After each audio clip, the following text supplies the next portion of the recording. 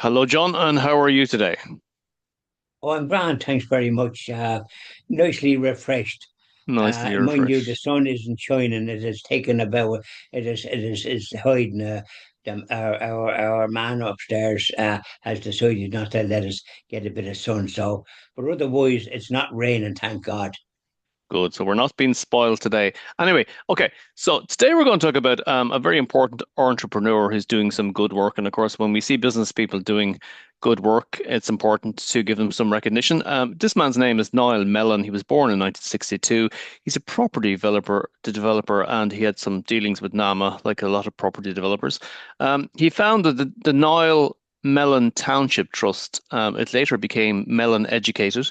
Um, he sold his 10 million pound home to give others a better life. So he was building houses in South Africa, but he lost everything in the crash. And he created what's called a building blitz in his missions to South Africa. In 2014, it was claimed he'd built 22,000 houses, which is phenomenal. Um, he's Yes. also built schools, and he focuses mostly on literacy programs now. So there we go. Good guy.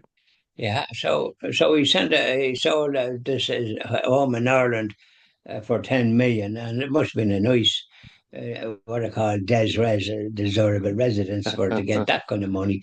And so he's using that money to provide finance for homes for people that can't get on the property ladder because of the high cost of houses in Dublin. And people come to Dublin because there's more work opportunities that aren't available in where they come from and in towns and villages throughout the country. Now, and even if they get a good job as a teacher or a policeman, a guard, or a civil servant, it's very hard for them to get on the property ladder. They need to have two people working if they're married, working, and to try and get a home. So he's providing that there's finance for that now for people to. But so there must be some. He probably has some scheme to siphon out those that are trying to get on the property ladder, shall we say. They're not just unemployed and idle, and that really don't have that, what would I call it, work ethic. And they're often living in subsidised housing, one kind or another. They don't work for some reason or another. But the people that work and but can't afford a home, they're the ones that are really worth supporting.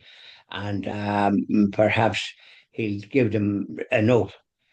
He'll do it in such a way that he will give them enough for the deposit, because that's often the hardest part.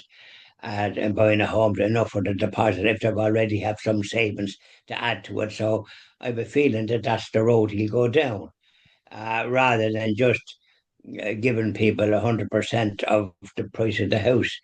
That doesn't seem to me to be the way to go. If he's got this 10 million, it can be helped to a wider variety of people by giving them enough, adding to whatever it is, to give them a sufficient deposit. Say 15%.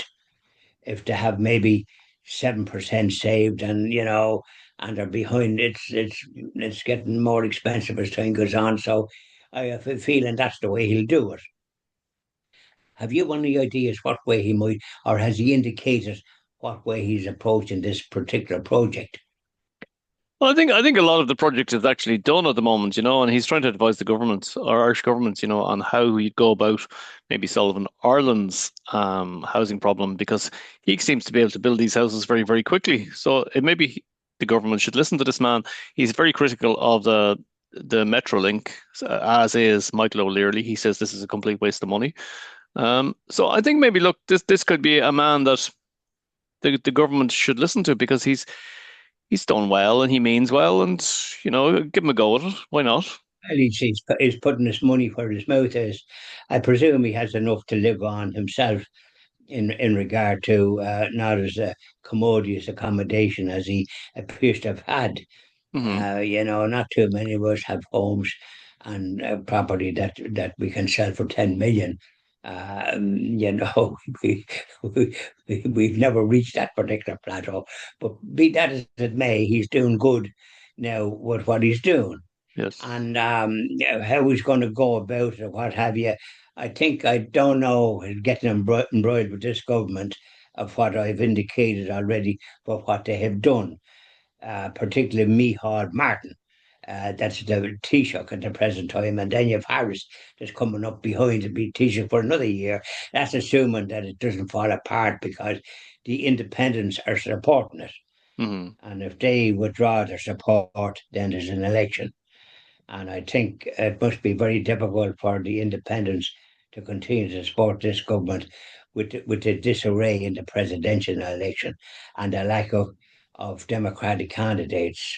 I know if I was an independent, a TD, member of the government, member of the parliament, the Irish Parliament, I would have I might change my tune about supporting them in view of the fiasco Hmm. of what they've done. And I've indicated what Micheál Martin did about making it so impossible for girls to be nurses because of the high this business of a university education. Absolutely rubbish for any person to come out with that, and he did. So that has he a university education himself? I doubt if he has it. He was a primary school teacher. You didn't need the university education for that. You did your marks or something. You could become a teacher and be taught to be a primary school teacher. So I'm getting away from this. But me, Niall Mellon, that has done such good work, and now he's doing this. I don't think I'd get embroiled with this political establishment as is, because they will make a shams of it. If he's doing going to do good, do good. Very good. So look, that's Niall Mellon. He's done doing some good work, as we say. People can look at have a look at the description of the video there. You'll get more details than we're speaking about. And well done to Niall, and thank you very much, Sean. And we hope that people that might have views themselves, let us hear from them in the comments. Now you're And talking. let's hope that the comments is easy to do. Yeah. That's grand. Thanks, Oliver. Thank you, John.